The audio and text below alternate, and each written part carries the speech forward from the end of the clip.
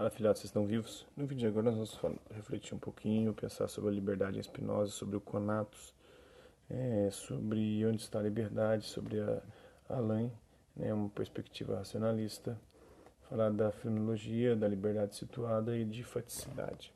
Então acompanhe-nos aí. É perceptível que, por uma necessidade invencível, o espírito humano pode observar diretamente todos os fenômenos, exceto os seus próprios. Pois quem faria a observação? Ainda que cada um tivesse a ocasião de fazer sobre si tais observações, estas, evidentemente, nunca poderiam ter grande importância científica. Constitui o melhor meio de conhecer as paixões sempre observá-las de fora. Porquanto do estado de paixão muito pronunciada, saber precisamente aquele que será mais essencial examinar, necessariamente é incompatível com o estado de observação. Está no curso de Filosofia Positiva de Augusto Comte. Considerando a citação, explique qual foi a influência do positivismo para a formulação dos métodos das ciências humanas. Então, Comte desconfiava da introspecção, que é a percepção interna dos afetos e do conhecimento humanos. Considerava científicos os fatos positivos, ou seja, os que permitem a observação exterior dos fenômenos. A ciência, no caso a psicologia, deve examinar as paixões humanas de fora, e não pelo relato do sujeito. Essa seria a condição de objetividade da observação. Vamos falar agora sobre a liberdade em Spinoza. Até aqui vimos de um lado os defensores do livre-arbítrio, e de outros que negam a liberdade ao admitir que o ser humano está submetido a determinismos. No entanto, nem sempre as interpretações são tão simples, porque mesmo entre os pensadores citados persistem nuances difíceis de conciliar. Voltando um pouco no tempo, encontramos o filósofo holandês Baruch Spinoza, que viveu no século XVII, autor de uma teoria original considerada por muitos determinista e, portanto, negadora da liberdade. No entanto, as consequências que de fato extrai da sua teoria seguem no sentido inverso, em direção a uma concepção inovadora da relação corpo e alma, e a uma ética da alegria e da liberdade, como a gente pode ver em outros vídeos, que em breve abordaremos como em busca da felicidade. Para Spinoza, Deus não é um ser transcendente, não está no além, ele é imanente, separado daquilo que criou, como tradicionalmente é descrito, mas causa imanente de seus modos, ou seja, é uma substância que constitui o universo inteiro e não se separa daquilo que o produziu.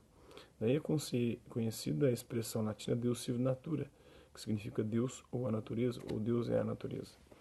O conatos, todos os seres, em decorrência dessa ligação com os atributos divinos, porque faz parte da divindade, da natureza divina, por ser parte do universo, da natureza, tem uma potência natural de autoconservação, que Spinoza chama de conatos, é um instinto de autopreservação, segundo a qual toda coisa se esforça enquanto está em si por perseverar no seu ser. Está na ética de Spinoza. A etimologia conatos vem do latim, significa esforço físico, moral, empenho, inclinação. E no caso de Spinoza, esse esforço, essa físico e moral, esse empenho e inclinação é para continuar vivendo, para sobreviver, para existir. O conatos é, portanto, uma força vital afirmativa que se expressa no corpo como apetite e na alma como desejo. Mas a sua intensidade depende da qualidade dos nossos apetites e desejos e da maneira como nos relacionamos com as forças externas. Para melhor entender o percurso de Spinoza, é preciso saber que ele distingue as paixões alegres das paixões tristes, e que o desejo que nasce da alegria é mais forte do que o desejo que nasce da tristeza.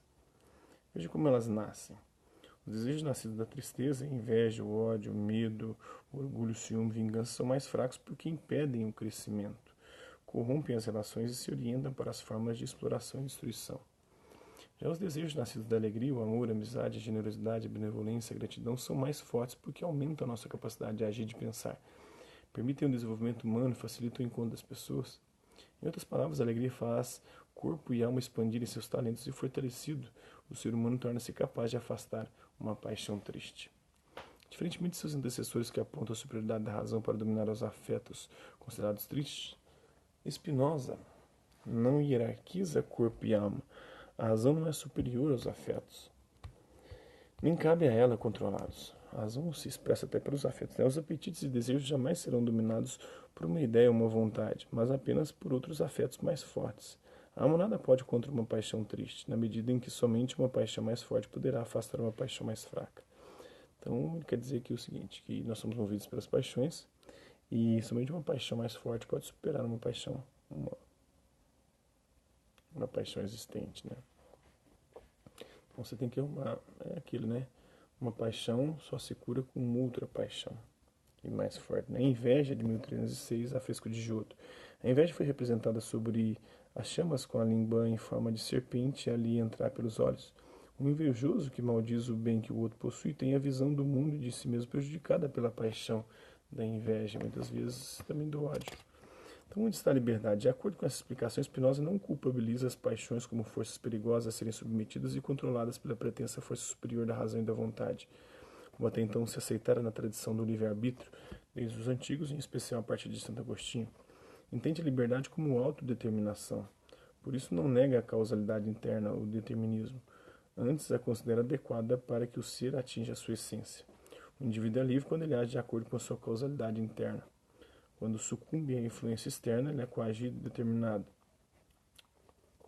A liberdade deriva do esforço de perseverar no seu ser, que terá como efeito a alegria. Ao contrário, as paixões tristes aumentam a sua impotência e perpetuam a servidão.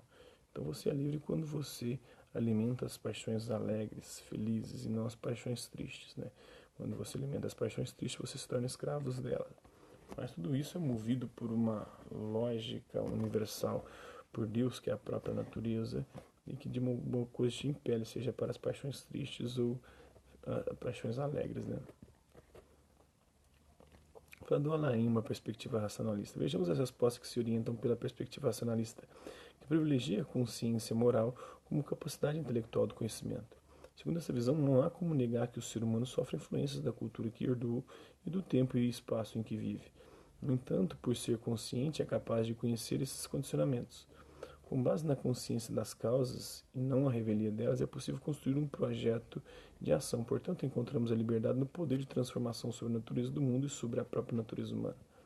O filósofo francês Alain, pseudônimo de Émile Auguste Chartres, que viveu de 1868 a 1951, diz que, quando era criança, acreditava que os barcos navegavam de acordo com a direção do vento.